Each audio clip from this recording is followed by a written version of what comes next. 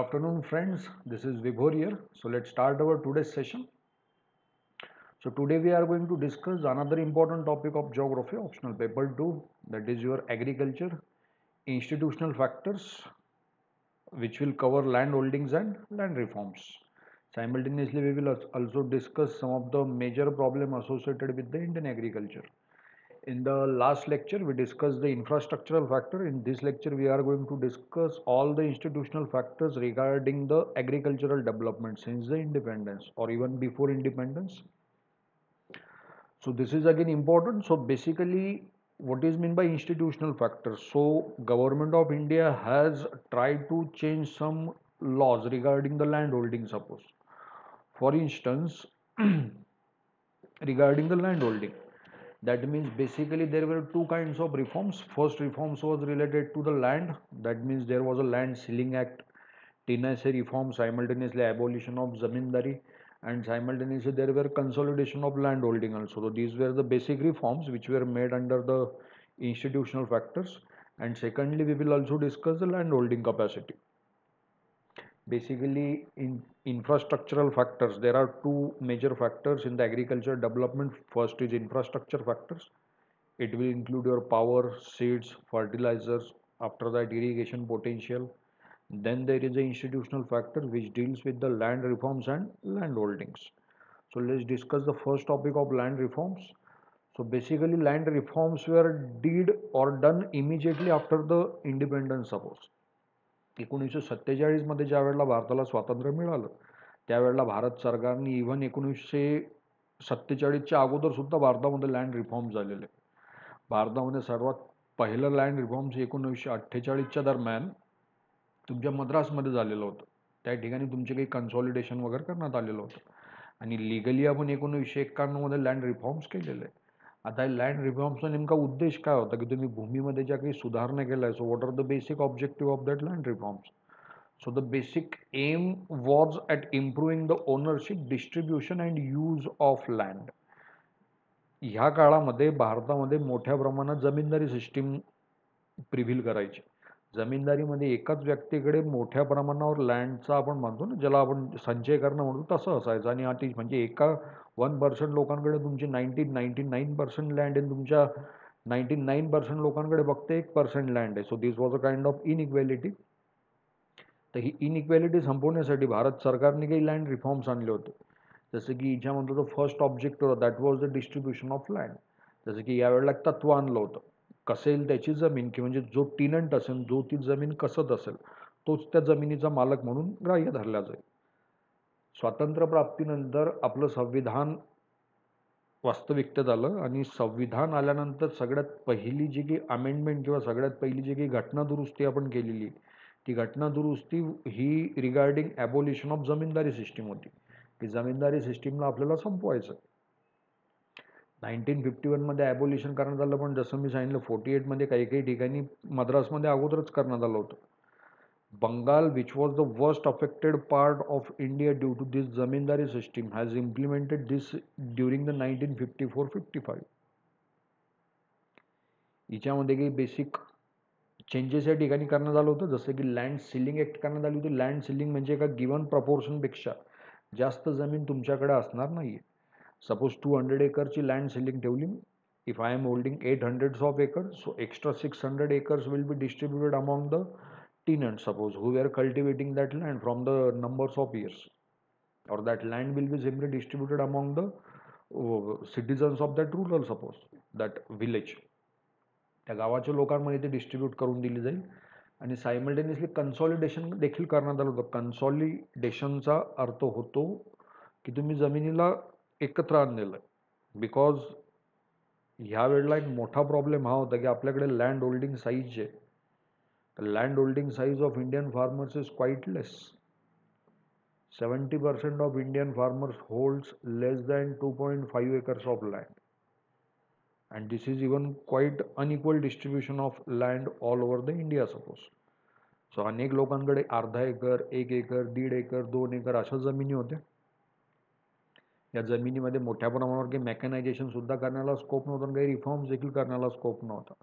मग अशा वेळेला भारत सरकारने कोऑपरेटिव्ह फार्मिंगचा कॉन्सेप्ट आणला होता ही कोऑपरेटिव्ह फार्मिंग आपण बॉरो केली होती USSR पासून. USSRचं मॉडेल होतं की अनेक लहान लहान शेतकऱ्यांना एकत्र करायचं, त्यांची जमीन एकत्र करून त्या एकाच जमिनीच्या पट्ट्यावर तुम्ही शेती करायची. याच्यामधून तुमची इनइक्वॅलिटी कमी होईल. त्याचप्रमाणे लाईव्हलीहूड किंवा तुम्हाला जे काही चरितार्थ चालवण्यासाठी जो काही पैसा लागतो तो सुद्धा याच ॲक्टिव्हिटीमधनं तुम्हाला मग अवेलेबल होईल. तर काही बेसिक रिफॉर्म्स तुम्ही केले होते, जसं मी सांगितलं, जसं की टिनायचे रिफॉर्म झाला आहे, distribution of land, cooperative farming, ceiling on land holding, consolidation of land suppose. So this kind of reforms you did after independence. And आपल्याला काहीतरी ज्याच्यातनं आता हे लँड रिफॉर्म्स काही 100% सक्सेसफुल झालेले नाही आहेत. लँड रिफॉर्म्स हे जनरली बंगालमध्ये आणि केरळामध्ये करण्यात आले होते, पण ऑल ओव्हर जिथं सगळ्यात जास्त इनइक्वॅलिटी, जसे पंजाब, हरियाणा, उत्तर प्रदेश, बिहार, मध्य प्रदेश, राजस्थान, या ठिकाणी हा लॉ इम्प्लिमेंट करण्यात आलेला नव्हता किंवा इम्प्लिमेंट करण्यात आला होता, परंतु त्याचा इम्पॅक्ट काही मोठ्या प्रमाणावर दिसत नव्हता. त्याच्यामुळे जे काही लँड रिफॉर्म्सचे वगैरे आपण कायदे वगैरे आणून लँड रिफॉर्म्स केले ते काही एकदम 100% सक्सेसफुल झालेले असं काही म्हणता येणार नाही. कारण आजच्या तारखेला सुद्धा भारतातल्या 70% शेतकऱ्यांकडं 2 ते 3 एकरापेक्षा किंवा 2.5 एकरापेक्षाही कमी जमीन आहे आपल्याकडं. We have a less means we are holding less than 2.5 acres of land और less than 1 hectares of land. Remember this. याचे काही बेनिफिट्स तुम्हाला झाले, पॉझिटिव्ह आउटकम, जसं की तुमची ॲग्रिकल्चर प्रोडक्टिव्हिटी एक इन्क्रीज झालेली कोऑपरेटिव्ह फार्मिंगमुळे. अगोदर तुम्हाला सबसिडी वगैरे भेटत नव्हतं, सरकारकडून थोडीफार मदत भेटायला लागली, सगळे मिळून आपण शेती करतो. तर अगोदर जो काही नफा तुम्ही शेतीतनं काढायचे तो नफा आता सध्या वाढलेला होता सपोज आफ्टर दिस लँड रिफॉर्म्स काही प्रमाणात. इनइक्वॅलिटीच्यामध्ये रिड्यूस झाला, कारण अगोदर हॅव्ज अँड हॅव नॉज मध्ये खूप मोठा गॅप होता की इकडे जमीनदार होते आणि दुसरीकडे तुमचे टिनंट्स होते की जे ॲक्च्युली जमीन कसायचे, पण जमिनीचे मालक ते नव्हते. मग आता तुम्ही जमिनीचं रिडिस्ट्रीब्युशन केल्यामुळे, ती जमीन कॉन्सॉलिडेट केल्यामुळं, तिला प्रॉपरली तुम्ही रिफॉर्म्स केल्यामुळे आता ज्या लोकांच्या नावावर जमीन नव्हती त्यांच्याही नावावर जमीन आली. तर एक प्रकारची इक्वॅलिटी या ठिकाणी जनरेट झाली. जी अगोदर सोशो इकॉनॉमिक इनइक्वॅलिटी होती आता ती बऱ्या प्रमाणात सेटल झालेली सपोज. आणि त्याचप्रमाणे लोकांना यामुळं एक रेग्युलर लाईव्हलीहूडचा सोर्स पण प्राप्त झालेला आहे की तुम्हाला रेग्युलर लाईव्हलीहूडसाठी एक महत्त्वाचा सोर्स, तुम्ही शेतीवर डिपेंडंट होते आणि आता तुम्ही शेतीवर डिपेंडंट राहू शकतात सपोज. आणि सध्याच्या काळात जर तुम्ही म्हटलं की मागच्या 70 वर्षामध्ये एवढं काही झालं, मग आता काय परिस्थिती, तर आता जमीन ज्याच्या ज्याच्या नावावर आहेत, गव्हर्नमेंटने तर 7/12 वगैरे जे आपण म्हणतो तो देखील सरकारने आता ऑनलाईन केला आहे. जसं की तुमचं national land records modernization programme recently गव्हर्नमेंटने लॉन्च केला होता. कर्नाटकची एक केस स्टडी तुम्ही लक्षात ठेवू शकता. या ठिकाणी भूमी पोर्टल आहे, तर त्या भूमी पोर्टलसुद्धा तुम्ही रिगार्डिंग लँड रेकॉर्ड सुरू करण्यात आले in the state of Karnataka. महाराष्ट्रासारख्या राज्यामध्ये देखील तुम्हाला ऑनलाईन 7/12 तुमचं दिसून जाईल की ह्या लँडचा होल्डर कोण आहे और ह्या लँडचा ओनर कोण आहे सपोज. तर एक अशा प्रकारचे लँड रिफॉर्म्स तुमचे इनिशियल लेवलला करण्यात आले होते. लँड रिफॉर्म्स नंतर दुसरा एक इन्स्टिट्यूशनल फॅक्टर आहे तो महत्त्वाचा, that is your land holding. This is one of the major issue in the Indian agriculture right now, because the land holding size in India, per capita land holding size by your farmers is quite less. Not quite less, it's highly less, because as I say earlier, 70% of your Indian farmers does not even have a more than 1 hectares of land. 2.5 acres means 1 hectare land. That means most of your farmers are the marginal farmers. Out of it, basically you have to remember, out of India's 100% population, 60 to 65% population is directly engaged in agriculture. And whatever population is engaged in agriculture, suppose out of 100%, 70% are the marginal farmers. उरलेल्या 30%पैकी 20% they are landless, भूमिहीन. They don't even have a land, and remaining 10% they are actual landlords. These are the people who are holding more than 25 acres of land, that means 10 hectares of land. So this number itself indicates the quite unequal distribution of land. 70% of population have less than 2 or 3 acres of land. And आता इथंच main problem आहे तुमचा, small आहे. दुसरा problem आहे की fragmented. माझ्याकडे suppose 2.5 acre जमीन आहे, तर 2.5 एकरपैकी 1 एकराचं वेगळं शेत, 1 एकराचं वेगळं शेत आणि अर्ध्या एकराचं वेगळं शेत. ती 3 किंवा 2.5 एकरची काही जमीन आहे माझ्या नावावर, ती सुद्धा एका प्लॉटच्या हिच्यामध्ये एरियामध्ये नाही, ती सुद्धा विखुरलेली. मग तुम्ही मॉडर्नायझेशन जरी करायचं म्हटलं ॲग्रिकल्चर, मग तुम्ही कुठल्या ठिकाणी करणार आहे, कुठल्या तुकड्यामध्ये करणार आहे? So fragmentation is the another problem for the small holding. The major problem is regarding small land holding size, and the another problem is the fragmentation of land, suppose.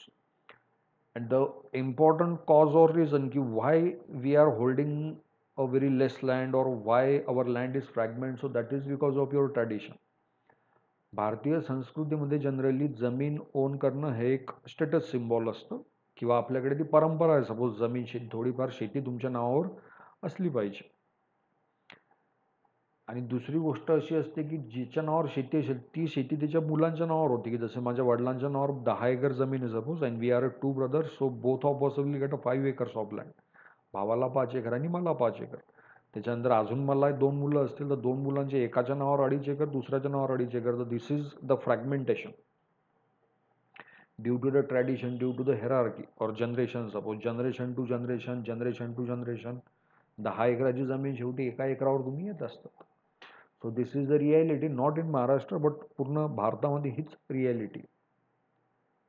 आणि त्याच्यामुळं अगोदर तुमच्याकडे 10 एकर जमीन होती ती आता फ्रॅगमेंट होऊन 1 एकरावर आली, तिच्यामध्ये तिचे 2 एक तुकडे आहेत. आणि संपूर्ण भारतामध्ये हे डिस्ट्रीब्युशन मोठ्या प्रमाणावर अनइवन आहे. That means the uneven land holding size. भारतामध्ये सगळ्यात लो लँड होल्डिंग साईज तुमच्या केरळामध्ये, west Bengal, Bihar and eastern part of Uttar Pradesh. This area even hold less than 1 or 0.5 hectares. That means 2.5 किंवा 2 किंवा 3 एकर जास्तीत जास्त जमीन. Most of the population. And this is the major means high population states of India suppose. केरळमध्ये, waste Bengal, Bihar, त्याच्यानंतर उत्तर प्रदेशामध्ये इथं तुमची लँड होल्डिंग साईज कमी. प्रत्येका शेतकऱ्याकडे छोटी छोटी जमीन. आणि त्याच ठिकाणी तुम्ही जर पाहिलं की राजस्थान आणि नागालँड सारख्या स्टेटमध्ये किसानांकडे किंवा शेतकऱ्यांकडे जास्त जमीन आहे. राजस्थानमध्ये 5 ते 6 एकर ॲव्हरेज जमीन असते, परंतु ती जमिनीला काही अर्थ नाही आहे. Because that is a kind of deserted land suppose, or deserted soil असेल तिथं, which do not have a high productivity. तर तिथं तुमची क्वांटिटी असून उपयोग नाही, तिच्यामध्ये क्वालिटी असली पाहिजे. जिथं क्वांटिटी आहे तिथं क्वालिटी नाही आहे, जिथं क्वालिटी आहे तिथं क्वांटिटी नाही आहे. So this is a big gap suppose. And another problem associated with this small land holding size that तुम्ही या कमी जमीन असल्यामुळे तुम्ही याच्यामध्ये मेकॅनायझेशन नाही करू शकत. There is a simple formula, the risk taking ability of farmer is directly associated with the land holding size. की एखादा शेतकरी किती मोठी रिस्क घेऊ शकतो त्याच्या शेतीमध्ये, तर ही पूर्णपणे रिस्क ही तुमच्या लँड होल्डिंग साईजवर डिपेंड असते. Higher the land holding size, higher will be the risk taking ability. Lower the land holding size, lower will be the risk taking ability. It is directly proportional. जेवढी जास्त जमीन तेवढा जास्त सुधारणा होण्याला scope आहे, आणि जेवढी कमी जमीन तेवढा सुधारणा होण्यासाठी स्कोप कमी असेल.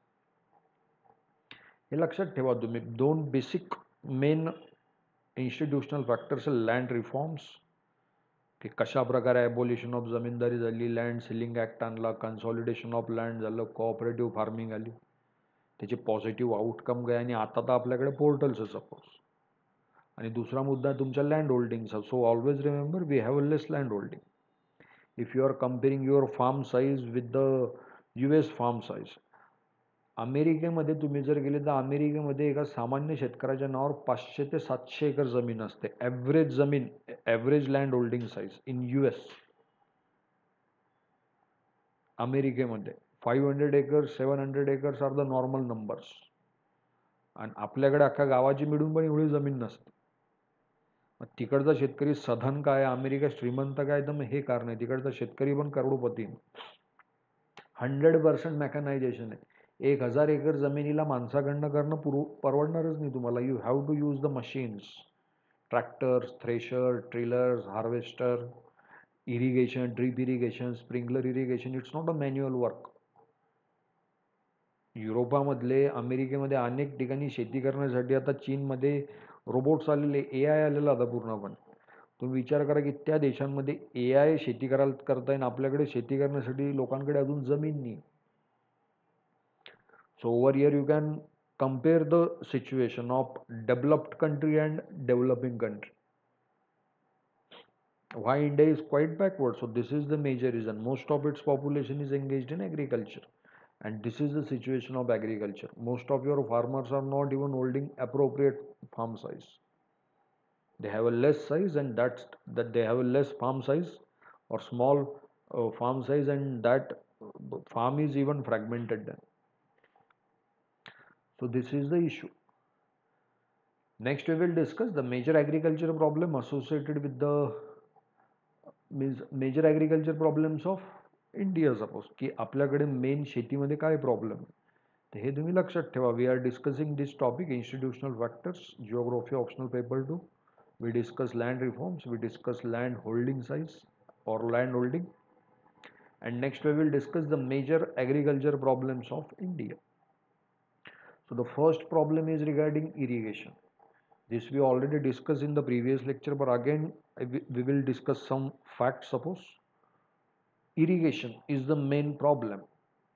तुमच्याकडे शेती करण्यासाठी जमीन कमी असेल तर चालेल, परंतु त्या जमिनीमध्ये पाणी असणं महत्त्वाचं आहे. Without water no agriculture or farming is possible. आणि आपल्याकडं पाण्याची मोठ्या प्रमाणात कमतरता. भारतातील एकूण शेतीपैकी 70% शेती ही सिंचनासाठी डिरेक्टली मॉन्सूनवर डिपेंडंट आहे. 70% of your farmland is directly dependent on monsoon for their irrigation needs. भारतामध्ये इरिगेशनचं नेटवर्क प्रॉपर नाही आहे. तुम्ही जर इरिगेशन बघायला गेलं तर उत्तर भारतामध्ये उत्तर प्रदेश, बिहार, झारखंड, राजस्थान, पंजाब, हरियाणा या ठिकाणी कॅनल इरिगेशन जनरली प्रिव्हिलिंग करतं किंवा पाटाच्या थ्रू ते पाण्याचा वापर करतात. तुम्ही जर मध्य भारतामध्ये आले, सेंट्रल इंडियामध्ये, तिथं विहिरीचा आणि कूप नलिकांचा म्हणजे हँडपंपचा, बोरवेलचा आणि वेलचा वापर केला, जसं महाराष्ट्रामध्ये. आणि तुम्ही जर साऊथ इंडियामध्ये गेले तर तमिळनाडू, कर्नाटका, आंध्रा, तेलंगणा या ठिकाणी तुम्हाला टँक इरिगेशन दिसेल. भारतामध्ये नद्यांचं जाळं चांगलं असून देखील आपल्याकडे डॅम्स मोठ्या प्रमाणात नाही. डॅम्स असतील तर आपण इरिगेशनसाठी वापर करू शकतो. 50-60च्या दशकात आपण भाकरानांगल, हिराकुंड, रिहांडसारखे, टिहरीसारखे डॅम बांधले. त्याच्यानंतर कुठलाही मोठा डॅम कन्स्ट्रक्शन नाही आहे. आणि मॉन्सूनवर तुमची ॲग्रिकल्चर डिपेंड असायला काही हरकत नाही, परंतु मॉन्सूनचं बिहेवियर देखील erratic, unreliable and erratic nature of monsoon. Monsoon आला तो खूप जास्त येत असतो. Otherwise in 2014, 2019, 2024, 23 we had a consistent drought due to the El Nino effect. So dependency of monsoon or dependency of agriculture on monsoon is the biggest gamble. Suppose जुगाराचाच प्रकार झाला, लागला नाही तर काही तसा चान्सेस नाही आहे. आणि अवकाळी पाऊस असतो तुमचा, अनसिजनल रेन, तिच्यामध्ये मोठ्या प्रमाणात नुकसान होत असतं. So remember, first problem of Indian agriculture is the over dependency on monsoon. 70% of agriculture land is directly irrigated by the monsoon, while the nature of monsoon is quite unreliable and quite kind of erratic. Suppose the second problem of Indian agriculture is the biggest source of seasonal unemployment. हंगामी बेरोजगारी म्हणजे काय हे तुम्ही लक्षात घ्या. हंगामी बेरोजगारी म्हणजे तुम्हाला वर्षभर शेतीमध्ये किंवा वर्षभर काम असणार नाहीये. 12 महिने असेल. तुम्ही जर म्हटलं की शेतीमध्ये शेतकरी वास्तविकतेत किती महिने काम करतो, तो खरीप सीझनचे 2 महिने, रब्बी सीझनचे 2 महिने आणि झैद सीझनचा 1 महिना पकडू. ॲक्च्युअल शेतीमध्ये काम हे 5 ते 6 महिनेच असतात. बाकी ते पिकं त्यांचे वाढत असतात. सपोज त्या ठिकाणी शेतकऱ्याला काही मोठं काम नसतं. मग अशा वेळेला तो एक बेरोजगारच धरला जात असतो किंवा शेतीवर तुम्हाला पूर्णपणे डिपेंडंट राहता येत नाही. ग्रामीण भारतामध्ये 2 प्रकारच्या महत्त्वाच्या अनएम्प्लॉयमेंट आहे. एक आहे तुमची अनएज्युकेटेड अनएम्प्लॉयमेंट किंवा तुमची इलिटरेट अनएम्प्लॉयमेंट ज्याला म्हणतो. Second source is the seasonal unemployment, हंगामी बेरोजगारी. Indian agriculture is successfully failed to provide all-time employment to the farmers. Land holding size कमी, तिच्यातही शेती तुम्ही 3 सीझन आहे, 3मध्ये काही महिनेच आपण घेतोय, पाणी नाही आहे, मग त्यामुळे काही शेतकरी शेती करत नसतो. मग अशा ठिकाणी सरकारने या लोकांना मदत करण्यासाठी काही अलाइड ॲक्टिव्हिटी आणले, की जसं तुम्ही डेअरी सुरू करा, काही गुरंढोरं पाळा. अमूलचं एक तुम्ही एक्झाम्पल घेऊ शकतात अलाइड ॲक्टिव्हिटीमध्ये. तुम्ही काही त्याच्यानंतर अलाइड ॲक्टिव्हिटीमध्ये तुम्ही पोल्ट्रीचं एक हे करू शकतात. त्याच्यानंतर काही हनी बी किपिंग असेल, सेरिकल्चर असेल, व्हिटिकल्चर असेल, असे एक्स्ट्रा तुम्हाला प्रोव्हाइड करण्याचं काम केलेलं आहे सरकारने.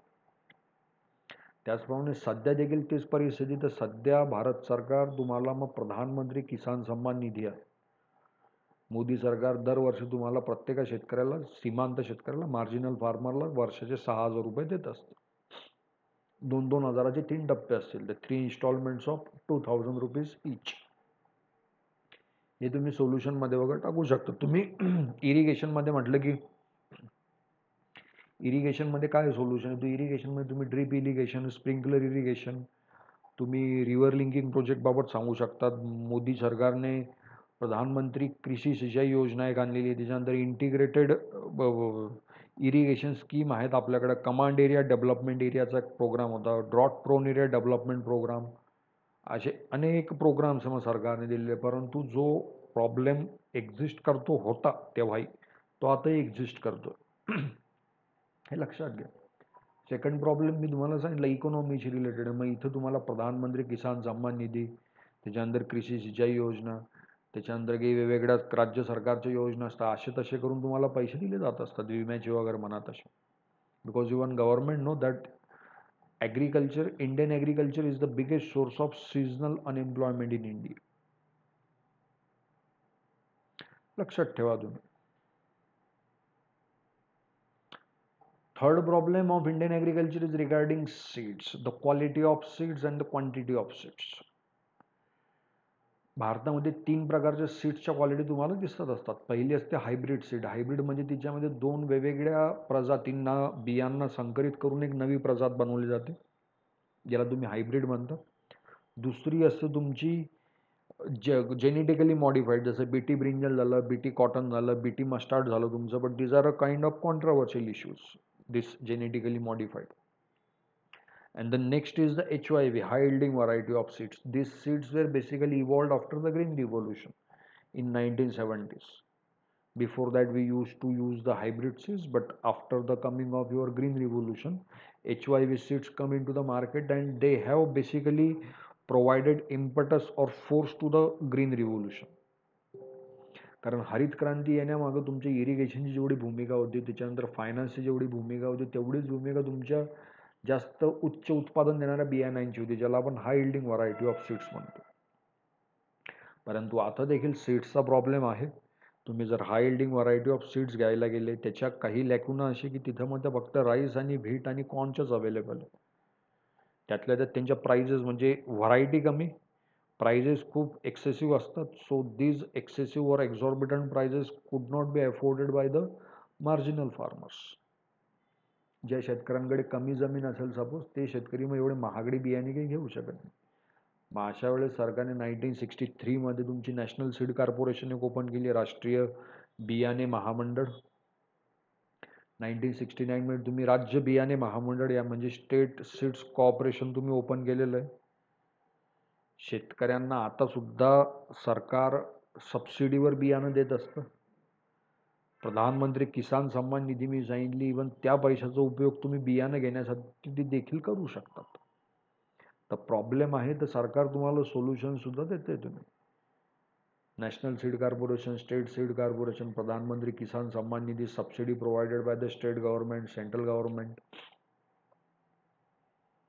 बट बेसिकली 3 प्रकारच्या सीड्स असतील तुमच्याकडे. So this are the problem and we are discussing the solutions also.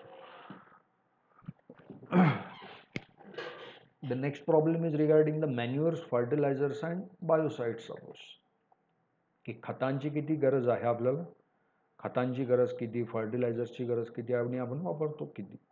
तर बेसिकली जर तुम्ही मेन फॅक्ट पाहिला तर भारतातील शेतीला तशी खतांची गरज कमी आहे. आपल्याला काही खूप जास्त खतांची गरज नाही आहे, कारण आपल्या भारतातील जमिनीची गुणवत्ता किंवा क्वालिटी ही चांगली आहे. भारतामध्ये बेसिकली 5 ते 6 मेजर प्रकारची तुम्हाला सॉईल दिसते. त्यामध्ये उत्तर भारतामध्ये 43% of India's territory is occupied by the alluvial soil, ज्याला तुम्ही गाळाची मृदा म्हणतात. पंजाबचे एरियात, हरियाणाचे एरियात, उत्तर प्रदेश, बिहारचा एरिया झाला, पश्चिम बंगालचा एरिया झाला, जो इंडो गंगेटिक प्लेनमध्ये द बेस्ट क्वालिटीची सॉईल आहे. खादर, भांगर, भाबर हे नाव तुम्ही भूगोलामध्ये ऐकलेले असते. तर ह्या सॉईलमध्ये तुम्ही जास्त फर्टिलायझर नाही टाकलं तरी देखील तुम्हाला उच्च उत्पादन भेटणार आहे. परंतु ग्रीन रिव्होल्यूशन आल्यानंतर HYVचा वापर वाढला आणि HYV सीडचा मुळातच फंडा असा असतो की हे बियाणं लावल्यानंतर तुम्हाला पाण्याची जास्त सोय लावावी लागेल आणि खतं टाकावी लागतील. सिंपल प्रपोर्शन, जेवढं जास्त खत तेवढं जास्त उत्पादन. ही ग्रीन रिव्होल्यूशन नंतर आलेलं. HYV महागडी सीड घेतली. मग हिचा एकच फॉर्म्युला, जसं जेवढी जास्त मेहनत केली जाईल तेवढं मोठं यश. तसंच इथं जेवढं जास्त खत तुम्ही त्या क्रॉप्सला द्याल तेवढं जास्त प्रोडक्शन तुम्हाला इथं भेटेल. परंतु मोठ्या प्रमाणात खतांचा वापर करण्यात आला आहे स्पेसिफिकली आफ्टर 70s, मागच्या 50-55 वर्षामध्ये. आणि आता त्याचे दुष्परिणाम तुम्हाला दिसायला लागतात. म्हणजे आहेत काही याचे ड्रॉबॅक्स म्हणा. पण भारतामध्ये शेतीमध्ये तुमच्या खतांमध्ये की प्रॉब्लेम्स, मग जसे की तुमच्या प्राइजेस ज्या आहेत तुमच्या फर्टिलायझरच्या त्याही खूप जास्त. जसं इथं दिलेलं आहे की insufficient amount of manners for the poor prisons, की जे गरीब शेतकरी असतात त्यांच्यासाठी जनरली उरत नसतं. जे श्रीमंत शेतकरी असतात तेच सगळं बियाणं किंवा जे मॅन्युअर्स वगैरे असेल ते जनरली घेत असतात.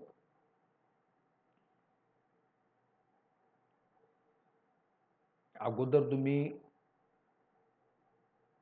शेणखत ज्याला म्हणतो आपण, कंपोस्ट खत ज्याला म्हणतो, त्या कंपोस्ट खताचा वापर आपण अगोदर शेतीमध्ये करायचो. शेतीमध्ये गवऱ्या थापण्यासाठी करायचो. त्या गवऱ्यांचा वापर आपण चुला जाळण्यासाठी करायचो. आता सरकारने म्हटले की ते शेणापासून तुम्ही शेणखत बनवा, ते तुम्ही शेतामध्ये टाका. आणि जे तुमची घरी चुला आहे त्याच्याऐवजी तुम्ही उज्ज्वला योजना आणली आहे मात्र, की तुम्हाला वार्षिक 6 सिलेंडर भेटतील, तेही सबसिडीवर फ्रॉम द सेंट्रल गव्हर्नमेंट. त्या उज्ज्वला योजनेमुळे मग ज्या शेणाच्या अगोदर गवऱ्या थापल्या जातात ते शेण आता शेतीमध्ये वापरलं जातं. मग तुम्हाला जर फर्टिलायझर भेटत नसेल मग तुम्ही शेणाचा वापर करा, हे लक्षात ठेवा. पण कंपोस्ट किंवा ऑर्गॅनिकच बेटर आहे, कारण सॉरी, मागच्या 50 वर्षामध्ये आपण एवढ्या मोठ्या प्रमाणात याचा वापर केला आहे केमिकल फर्टिलायझर्सचा, की पंजाब, हरियाणा, वेस्टर्न UP मधली अनेक जमिनीचे पट्टे हे आता सलाईन झाले किंवा खारपट झालेले. त्या जमिनीची गुणवत्ता म्हणा, त्या जमिनीची फर्टिलिटी म्हणा, मोठ्या प्रमाणात कमी झालेली आहे. पाणी जे आहे त्या पंजाब हरियाणाच्या एरियामध्ये अंडरग्राऊंड वॉटर टेबल तो सुद्धा त्या फर्टिलायझरमुळे अफेक्ट झालेला. अनेक भागामध्ये पंजाब हरियाणाच्या पाण्यामध्ये युरिया आढळून येतो. So this indiscriminate use of chemical fertilizers has given the another kind of environmental problem. आणि मग ते रिव्हर्स करणं खूप आता महत्त्वाचं आहे. मग अशा ठिकाणी तुम्ही कंपोस्ट खत वगैरे वापरू शकता.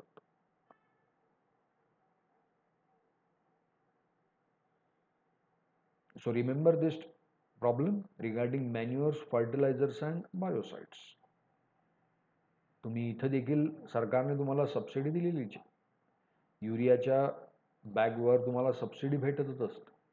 तुम्ही बाकी कुठले फर्टिलायझर्स वगैरे काय तिच्यावर पण सबसिडी तुम्हाला सरकार देतच असते.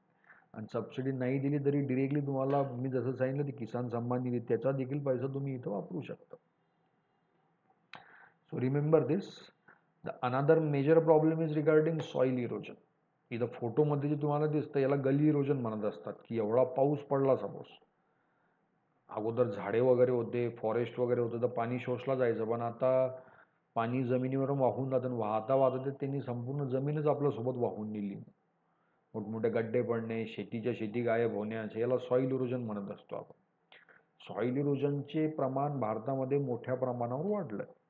सॉईल इरोजन काही रिजन स्पेसिफिक नाही, संपूर्ण भारतातच तुम्हाला जमिनीची अवनती झालेली आढळते. परंतु पंजाब, हरियाणा आणि उत्तर प्रदेश सारख्या राज्यांमध्ये जमिनीची परिस्थिती किंवा शेतजमिनीची परिस्थिती अतिशय खराब झालेली. पहिलं मेजर कारण indiscriminate use of chemical fertilizers. Soil अगोदर ऑर्गॅनिक होती, तिच्यामध्ये तुम्ही केमिकल टाकून सॉईलचं बेसिक स्ट्रक्चर चेंज केलेलं आहे. And now your soil has become more susceptible to the erosional activity. Over irrigation is the another reason for the soil irrigation, specifically again in the same area of green revolution. Uttar Pradesh, your Punjab and Haryana. So this is the basic problem of soil erosion. Remember this. Next is the next major problem is the lack of mechanization. As we discussed earlier, most of the Indian farmers holds a very less farmland. So your mechanization is directly or indirectly associated with the land holding size. एखाद्या शेतकऱ्याकडे जर कमी जमीन आहे, 1 acre किंवा 2 acre किंवा 3 acre, तर त्या शेतकऱ्याकडे बैलजोडी असणं देखील एक मोठी गोष्ट आहे. तुम्ही म्हणाल की 2 एकर शेतीवाल्याकडे ट्रॅक्टर किंवा थ्रेशर किंवा हार्वेस्टर किंवा इरिगेशन वगैरे असेल तर याचे चान्सेस खूप कमी. लाकडाच्या नांगराचं इन्व्हेन्शन, द वुडन प्लक्चर जे होतं लाकडाचं नांगर, हे 2000 वर्षापूर्वी इन्व्हेंट झालं होतं. की लाकडी खाली फाळ असेल त्याला आणि ज्याला हल म्हणतो आपण, वरती एक लाकडाचा दांडा असेल. 2000 वर्षापूर्वी. आज देखील भारतातले 70% शेतकरी लाकडी नांगराने आपली शेती करतात. फक्त 30% शेतकरी भारतातले ज्यांच्याकडे ट्रॅक्टर्स आहेत, तेही स्वतःचे नाही, ते रेंटने ट्रॅक्टर रेंटेड करतील ट्रॅक्टर्स वगैरे. But only 30% of farmers cultivating their land with machines. Compare your condition with the US. एकेका शेतकऱ्याकडे 10 ट्रॅक्टर म्हणजे मोठ्यातले मोठे मशीन असतात त्यांच्याकडे. कारण जमिनीची साईज एवढी मोठी, 800 एकर, की एखादा माणूस किंवा 10 लोक किंवा 100 लोक देखील अपुरे पडतील इथं. आपल्याकडे शेतीमध्ये मेकॅनायझेशन नाही आणि डिस्गाइज्ड अनएम्प्लॉयमेंट, की गरजेपेक्षा जास्त लोक एंगेज्ड. की आपली एक फॅमिली आहे, सपोज आपल्या फॅमिलीमध्ये 6 लोक राहतात, आपल्याकडे 3 एकर जमीन, 6 लोक किंवा 5 लोक ही शेतजमीनची मशागत करताय. वास्तविक त्या शेतजमीनला काही फरक पडणार नाही, एक माणूस असला का 5 असले का. सो मॅकॅनायझेशन होणं एक महत्त्वाचं. छोट्या गोष्टी ग्रीन रिव्होल्यूशनच्या वेळेस झालं थोडंफार मॅकॅनायझेशन, बट तेव्हा जे झालं तेवढंच झालं. मग त्याच्यानंतर काही खूप मोठे आपण टेक्नॉलॉजीचा वापर केलेला नाही. आपल्याकडे अजूनसुद्धा जी भारताची शेती ती ट्रॅडिशनल फार्मिंगमध्येच कन्सिडर होते, की परंपरागत शेती. तुम्ही झूम कल्टिवेशनसुद्धा करतात अजून, स्लॅश अँड बर्न ॲग्रिकल्चर ज्याला म्हणतो आपण, which is quite unsustainable in nature. But भारताच्या अनेक हिली ट्रॅक्समध्ये तुम्ही स्लॅश अँड बर्न परफॉर्म करताय. त्याच्यानंतर लँड होल्डिंग साईज आपल्याकडे कमी आहे, फ्रॅगमेंटेड लँड आहे, मेकॅनायझेशन कमी आहे आपल्याकडे त्यातल्या त्यात. मग याच्यावर सोल्युशन काय? मग सरकार परत सबसिडी देईल तुम्हाला. ट्रॅक्टर घ्यायला जा 20% सबसिडी, काही तुम्ही फार्म इक्विपमेंट घ्यायला गेले 30% सबसिडी, काही तुम्हाला स्कीम्सचा वगैरे तिथं फायदा वगैरे पोहोचवला जाईल. But the main thing, Indian agriculture has the problem of mechanization, means we did not mechanized our farms so far. यांत्रिकीकरण आपल्या शेतीमध्ये झालेलं नाही. तुम्ही अमेरिकेची शेती कम्पेअर करा, तुम्ही चीनची शेती कम्पेअर करा.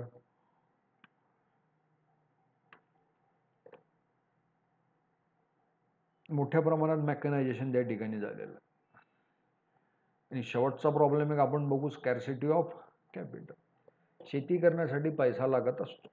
मग शेतकऱ्यांकडे पैसा नाही, मग शेतकऱ्यांकडे पैसा येईल कुठून? पहिले त्याच्याकडे जमीन कमी आहे, मेकॅनायझेशन नाही आहे, फ्रॅगमेंटेड लँड यायची, याच्याकडे पैसे देखील नाही. मग काय करावं? मग अशा वेळेस सरकारने सांगितलं की आपण स्वतः काही बँक्स वगैरे ओपन करू.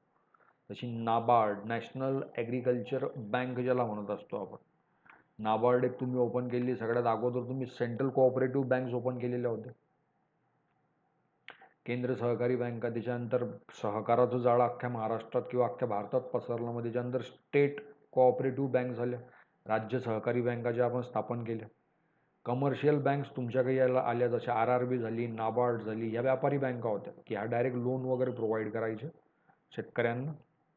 आणि कोऑपरेटिव्ह क्रेडिट सोसायटी आल्या, जशा की तुम्ही ज्याला आपण सहकारी संस्था किंवा पतपेढ्या किंवा पतसंस्था म्हणत असतो. एकत्र यायचं, पतपेढी किंवा पतसंस्था किंवा एक सहकारी बँक आपण ओपन करून त्या बँके थ्रू आपण शेतकऱ्यांना कमी व्याज दरावर कर्ज देत जाऊ. शेती करण्यासाठी. कमी व्याजदरावर दिलं जाईल, प्रायोरिटी सेक्टर लेंडिंगमध्ये येत असतं. शेतकऱ्यांकडे पैशाची कमी आहे, हे अगोदरचं झालं. मग आताचं गव्हर्नमेंट काय करतं? मग आताचं गव्हर्नमेंट डायरेक्टली कॅश पैसे देत असतं. अगेन प्रधानमंत्री किसान सन्मान निधी, 6,000 of rupee per year, 3 installments of 2,000 rupees after 3 months, with the gap of 3 months. Directly तुम्हाला पैसे त्या ठिकाणी दिले जात आहे. सायमल्टेनियसली सिंचनावर तुम्हाला सबसिडी दिली जाईल. प्रधानमंत्री कृषी सिंचाई योजना, जसं आपण पाहिलं की भारतात मेजर प्रॉब्लेम जी आहे आपल्या शेतीची, दॅट इज रिगार्डिंग इरिगेशन. मग इरिगेशनसाठी देखील सरकार मोठ्या प्रमाणावर सबसिडी वगैरे देत असतं. किसान क्रेडिट कार्डची एक स्कीम आहे की ज्या ठिकाणी सीमांत शेतकऱ्यांना, मार्जिनल फार्मर्सला 3 लाखापर्यंतचं कर्ज दिलं जात असतं, बिनव्याजी कर्ज, किसान क्रेडिट कार्ड. आणि आता जर तुम्ही पाहिलं तर आता सगळ्यात जास्त कर्ज वाटप करणारी सगळ्यात मोठी संस्था आहे तुमची नाबार्ड. आहे नाबार्डने खरोखर it plays an crucial role in the implementation of various schemes of central and state government associated with the agriculture infrastructure and agriculture credit. याच्या व्यतिरिक्त इन्फ्रास्ट्रक्चरचा एक प्रॉब्लेम आहे अजून शेतीमध्ये, की आपल्याकडे इन्फ्रास्ट्रक्चर म्हणा किंवा आपल्याकडं ट्रान्सपोर्टेशन म्हणा, ट्रान्सपोर्टेशनचा एक मेन प्रॉब्लेम आहे, लॅक ऑफ ट्रान्सपोर्टेशन. की शेतीची वाहतूक करण्यासाठी किंवा शेतमालाची वाहतूक करण्यासाठी आपल्याकडे काही जास्त प्रमाणात व्हेकल्सची उपलब्धता नाही किंवा रस्ते नाही. मग त्या ठिकाणी काय सोल्युशन टाकाल तुम्ही? प्रधानमंत्री ग्राम सडक योजना. दिस प्रधानमंत्री ग्राम सडक योजना was started on 25th of December 2000 and right now it has completed the 25 years of its implementation and successful scheme. 5,000ची लोकवस्ती असणारे गावं, 10,000ची किंवा त्यापेक्षा कमी लोकवस्ती असणारे गावं, हिली एरियातले, प्लेन एरियातले, माउंटेनस एरियातले कनेक्ट करण्याचं काम केलं. त्याच्यामुळे डिरेक्टली तुम्ही किंवा तुमची शेती ही मार्केटसोबत कनेक्ट आता झालेली. अगोदर तुम्ही जो काही शेतमाल होते ते गावातल्याच बाजारात विकायचे, परंतु आता रस्ता झाल्यामुळे तुम्ही तुमचा शेतमाल हा शहरामध्ये जाऊन विकताय आणि त्यामुळे तुम्हाला जास्त प्रॉफिट भेटतो. सो ट्रान्सपोर्टेशन रिलेटेड एक प्रॉब्लेम होता, तिच्यावर तुम्ही प्रधानमंत्री ग्राम सडक योजनेचा एक सोल्युशन लिहा. टेक्नॉलॉजी ओरिएंटेड आपल्याकडे एक प्रॉब्लेम आहे की थोडी आपली टेक बेस्ड ॲग्रिकल्चर नाही आहे आपल्याकडे. आपल्याकडे थोडं ट्रॅडिशन बेस्ड ॲग्रिकल्चर. मग टेक बेस्ड तुम्ही जर म्हटलं, मग जसं तुमची सॉईल हेल्थ कार्ड स्कीम झाली, सायंटिफिकली आपण सांगू की तुमच्या शेतीची काय गुणवत्ता आहे, कुठले न्यूट्रिशन कमी आहे, कुठलं पीक यामध्ये घ्यावं, किती खतं याला टाकावे. त्याचप्रमाणे ई नाम म्हणून एक ॲप्लिकेशन आलेलं आहे, इलेक्ट्रॉनिक नॅशनल ॲग्रिकल्चर मार्केट. हा सुद्धा एक मेन प्रॉब्लेम आहे की ॲग्रिकल्चर प्रोडक्टची मार्केटिंग होत नसते किंवा मार्केट भेटत नसतं. मग ई नाम, इलेक्ट्रॉनिक नॅशनल ॲग्रिकल्चर मार्केट, ह्या ॲप्लिकेशनच्या थ्रू तुम्हाला ऑल इंडियाचं मार्केट तुम्ही ॲक्सेस करू शकता. जसं की मी 100 टन द्राक्षाचं उत्पादन माझ्याकडे झालं आणि एवढा माल विकण्यासाठी मार्केट मी शोधतो, तर मला शिमल्याचं मार्केट भेटलं. तिथं रेट पण चांगले भेटलेले, पूर्णच्या पूर्ण माल पण ते घ्यायचं म्हणतो तो ऑनलाईन मी तो विकून टाकेल. तर हे काही मेजर प्रॉब्लेम्स आहेत तुमचे. So in today's lecture we discuss the institutional factors. These institutional factors are basically regarding land holding and land reforms. Remember this. इथे तुम्हाला प्रश्न येतील बरं का एक्झाममध्ये, ऑप्शनलमध्ये येतील प्रश्न इथं regarding agriculture institutional factors. So remember there are two factors, land holding and land reforms. Land reforms we did in 1950s. 1948 मद्रासमध्ये झाले, 54 मध्ये बंगालमध्ये झालेलं आहे redistribution of land, consolidation of land. त्याच्यानंतर तुमची T9C reforms, cooperative farming, land ceiling, हे काही तिच्यात ऑब्जेक्टिव्ह ठेवण्यात आले होते जे की थोडेफार प्रमाणात पूर्ण झालेले. याचं पॉझिटिव्ह आउटकम लक्षात ठेवा. लँड होल्डिंग सांगा एक main problem of Indian agriculture, आणि त्याच्या व्यतिरिक्त आपण बाकी काही प्रॉब्लेम पाहिलेले major agriculture problems. So in next lecture we will discuss next topic. Till then, thank you and have a nice time ahead. Thank you very much.